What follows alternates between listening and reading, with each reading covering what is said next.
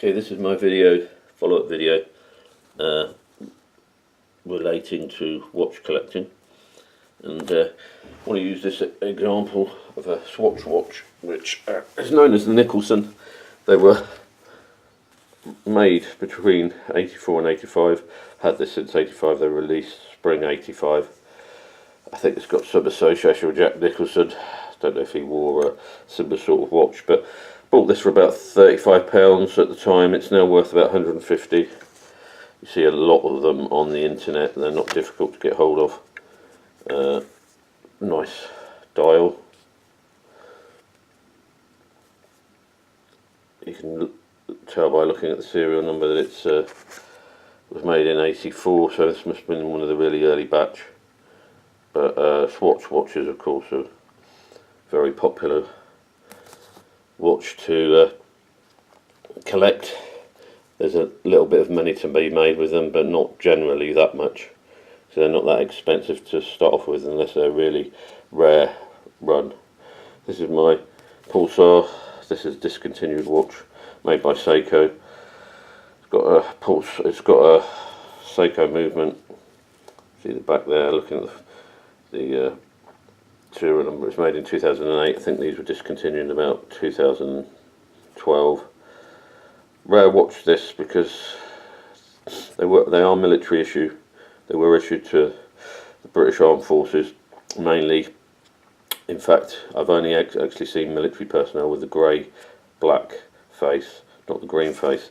So I don't know if they were issued. This particular model was issued to the military. The military ones are easily identifiable because they've got a little L in a 0 under the 100 metres, but nice case, inexpensive. This only cost me about £90. You can get them second hand on the internet. The military ones would be more expensive, but nice looking watch. Chronograph isn't fantastic, but just the dial looks nice. It's not with the chrono dials.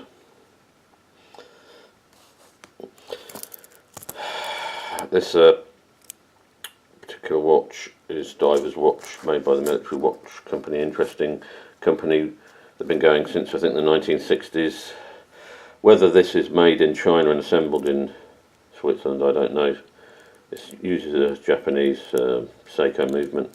Relatively inexpensive. They're retailing for about £270 from the MWC website at the moment. This particular version, 25 jewel NH35A Seiko movement. It's got a very good dial, tritium, mineral crystal, good timekeeper, 21,600 beats per hour. This Seiko movement. Bezel's okay, but it's not fantastic. It's in the same sort of price range as if you're into Divers, Seiko, lower end Seikos. There's a bit of give on that bezel. It's similar to a Seiko strap pin adjusted. See there, 300 metre diving. It's got Zurich on the back of the case. As I say, it may be assembled there. Whether it's made in Switzerland is debatable. To keep the cost down, I wouldn't have thought they could afford to do that. As I say, it hasn't got its own in-house movement, just a generic Seiko movement, but a very good movement. Good watch to start collecting if you're into Divers watches. As I say, they're not massively expensive, but they are competing with the lower end Seikos, and you know, that's there is a lot of competition in this sort of price range. If you're more into technology, Seiko's Divers are very good. This is a solar powered diver, so it recharges itself. Batteries effectively shouldn't need changing for a long time. You know, they potentially, if you know, make sure it keeps in the light to keep the power charge up, could last the whole lifetime of the watch. It's just yet to be tested, but you know, I think Citizen and Seiko have actually both pioneered the use of solar watches, and they sell thousands of them, and probably hundreds of thousands of them every year. Like the design, look again, chrono, diver, bit better bezel. So it's in the same sort of price range as the MWC. You know, will be about the same sort of price, 260. So as I say, this is what MWC are up against, and this of course has got its own in-house movement. Seiko being a big enough company to do all the in-house designs for their own movements. Next watch is the Steinhart. Steinhart, of course, don't actually build their own watches. I think, like the MWC, they job the work out. They do the designs. It's got a nice sapphire crystal dome, a bit more expensive, £400, approximately. Nicer case back. It's got a generic movement, but a nicer ETA movement, beating at 28,800. Nice bezel as well, nice and tight. My particular interest is divers watches, so what the majority of my collection is. It's got a nice dial, tritium dial, old style, no crown guards, based on a Rolex.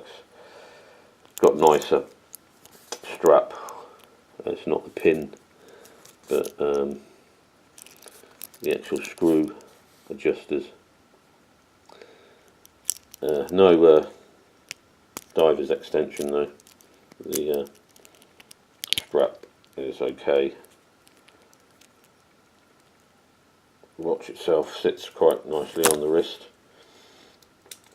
Another Seiko that I've got, I can show you a rich wrist shot, is the Kinetic. It sits nicely on the wrist there. This problem with Kinetic watches is they have to be worn pretty regularly to keep the charge up, unlike the Solar, which will just use natural light to keep the capacitor, the rechargeable battery, fully charged. These have to be worn.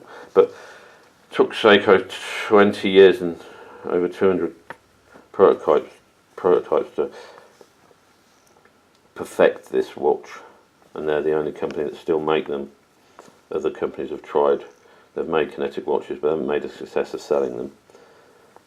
Unlike Seiko, this nice diver's watch, nice and chunky, nice and heavy, about 200 grams, nice face, excellent lume, mineral crystal, their own in-house crystal. I've got a particularly nice dial, skeleton hands. But yeah, one of the drawbacks, of course, is you need to wear these regularly. Seiko, of course, famous for a lot of developed the first quartz watch and nearly bankrupted the Swiss watch making industry because of that. They've got their own in-house movements, including the spring drive, which is a mixture of quartz and automatic. Very technologically savvy and ahead of the curve in terms of new designs. Another watch here from Steinhart. It's the famous OVM, and this is based on the Royal Navy Milsub. This is version 2. Version 1 is was probably more desirable at the moment because it was produced in limited numbers compared to this, which is it's grey dial. The first version is the black dial. Generic ETA 2824 movement, sapphire crystal. It's one thing about Steinharts is they do sit on the wrist in a very idiosyncratic way. Some people don't like the way they sit on the wrist, but I think they look okay. I like the dial on this particularly. Got a lot of luminosity, and it's got the correct 300 meter depth capability on it, unlike the version 1, which just aped the Rolex Milsub it was based on, where it had 300 meter, 200 meter on the dial, but it was actually 300 meter depth capable. Nicer quality finishing on the back case compared to, let's say, the MWC. The thing about these is that what I'd like to see is a serial number. They never show a serial number. I've never had the watch open, so I don't know if it's on the inside, but it'd be nice to see the serial number of each individual watch by Steinhart on the back case, which unfortunately they don't do. Next watch is a vintage watch. This is the Omega Seamaster 600. Picked this up really cheaply. They can be had very inexpensively if you look in the right places. eBay, market stalls, Gumtree. Made in the mid-60s. It's got a manual wind, 19,800 beats per hour, so it's a bit more jerky. But I like these style watches, these old vintage style watches, and like I say, you can pick them up relatively inexpensively, but you've got to look in the right places. Looks very nice on the wrist, this watch.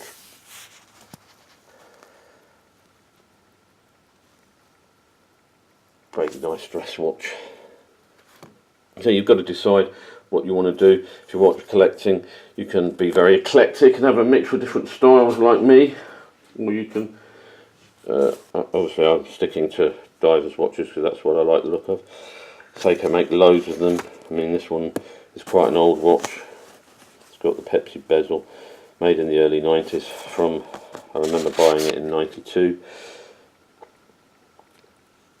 Battery operated, and like the other two which recharge themselves with a rechargeable battery, but these batteries will tend to last 3-4 years. I've had about 4-5 battery changes since I've had this watch. Put a new crown on it because the threads went. It lost its ability at that point to keep water out, but I don't dive anyway, so it doesn't really matter to me. But it probably could do with a new bezel, maybe a new mineral crystal again. But you know, the fact that it's a bit battered adds to its appeal, I think. So yeah, I mean, do you want an automatic watch? Do you want a quartz watch? Are you into technology? You know, you're going to make up your mind about those sort of things. I don't mind. I've got a mixture of quartz and I've got my automatic watches. Again, another Steinhart diver. You can see the blue on the crystal, sapphire crystal. You get a blue kind of haze off it. They've all the Steinharts I've got generic ETA movements, which a lot of Swiss makers use because it's too expensive to make your own in-house movement unless you're a massive company like someone like Seiko or one of the really big Swiss companies like Omega. But even Omega, who are owned by Swatch, yeah, they have made in the past their own movements, but they may use some generic movements now as well as their own, so they might mix it up a bit. And then moving on to the more high-end watches, you know, I've got a couple of divers again because that's what I'm into. Tudor, of course, the sister brand of Rolex. These are the early versions of the Black Bay and the Pelagos. With the 2824 movement, the generic movement, they're now all in-house. So, nice sweeping hand, nice case backs, and nice and weighty divers. It's a nice, the Pelagos is titanium, a bit more grayer than the silver, stainless steel. Very light on the wrist. It's got a very nice strap that adjusts itself. So yeah, mixture. I'm into divers watches. I don't mind if they're quartz or automatic. I've used examples here right across the price range. So yeah, if you're into technology, there's plenty on offer from Seiko. If you're into a Swiss-based Swiss movement, then there's good range from Steinhart. If you're into sort of cheaper divers, then there's Seiko and Military Watch Company. So yeah, you need to make up your mind what you want to collect. You might, as I say at the beginning, want a range of watches, but as I say, I particularly like divers, and there's plenty out there at different price ranges with different uses of technology. Some made in Switzerland, some made in China, some made in Japan. The thing about Seiko is they do job a lot of their work out to the Southeast Asian factories that are cheaper labour costs, but they are Seiko employees, and they've still got the same QC, so you still get the quality. But that's how they can keep the watch prices down. Hope you like this video.